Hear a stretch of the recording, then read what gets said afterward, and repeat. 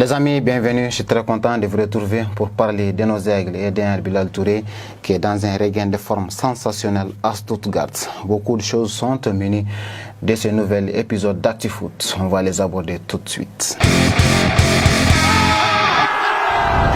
Nos aigles sortent d'une semaine prolifique sur la scène européenne de part et d'autre. Parlons-en tout de suite dans la rubrique des infos croustillantes du jour.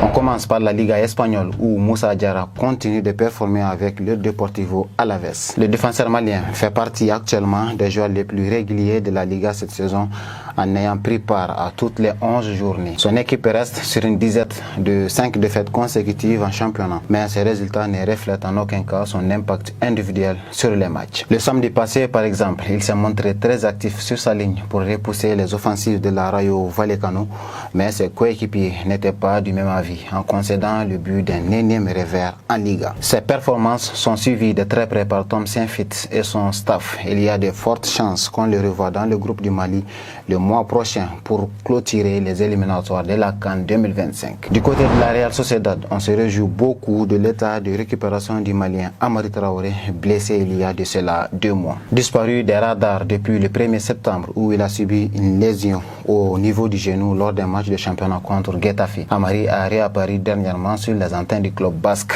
pour la première fois depuis son opération. Le latéral malien suit actuellement un programme de récupération intense dans les installations de son club. En pleine convalescence, Amari Traoré est certes concentré à fond sur son retour, mais il garde aussi un œil attentif sur les performances de ses coéquipiers qui peinent toujours à lancer leur saison, toutes compétitions confondues. Avant sa blessure, le Malien était parmi les pièces maîtresses de son équipe. En Première Ligue, Yves Bissouma et ses partenaires de Tottenham n'arrivent toujours pas à maintenir le rythme de l'outsider qu'ils sont. Après avoir roulé sur West Ham lors du week-end de la 8e journée, les Spurs ont chuté le dimanche dernier en perdant indignement contre Crystal Palace. Dans l'entrejeu, le Malien était préféré à Bentancur, mais il n'a pas pu justifier la confiance de son entraîneur comme il l'avait fait contre West Ham auparavant, allant jusqu'à marquer un but somptueux pour délivrer ses compères. Cette fois-ci, les choses ont mal tourné pour Bissouma. Le Malien a été étouffé au milieu suite au pressing imposé par ses adversaires, même si par moments il a pu se montrer tranchant avec un jeu très direct. En France, Massadio Haidara devient progressivement un poids lourd au sein de l'effectif du stade brestois. Depuis son arrivée durant la récente fenêtre de transfert, le latéral malien a apporté une expérience et une assurance défensive qui l'ont rendu indispensable ces derniers temps. Massadio reste sur une série de 4 matchs disputés en tant que titulaire, mais c'est sur la scène européenne que l'on retrouve ses meilleures prouesses. Sa prestation contre le Bayer Leverkusen en Ligue des Champions la semaine dernière a bénéficié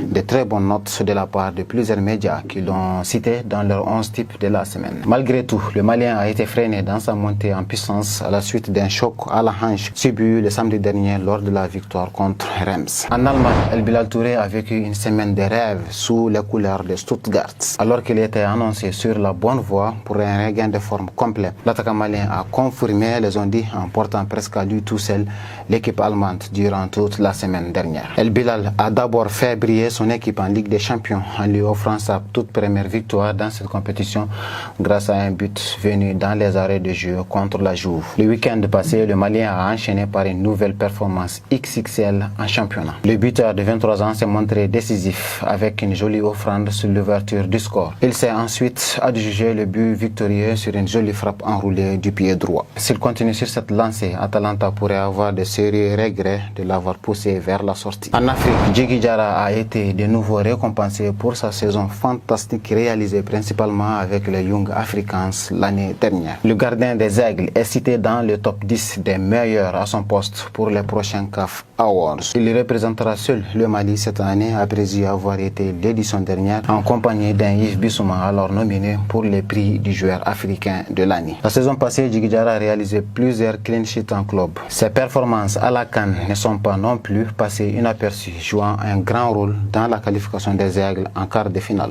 Les amis, il y a un jeune prodige qui a tapé dans l'œil de plusieurs grands clubs européens et il s'est dit qu'un avenir radieux lui est tracé. Découvrez-le sur notre aigle du jour.